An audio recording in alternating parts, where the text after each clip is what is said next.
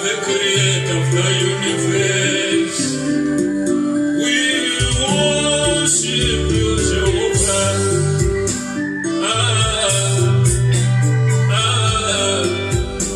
We praise your name, Jehovah.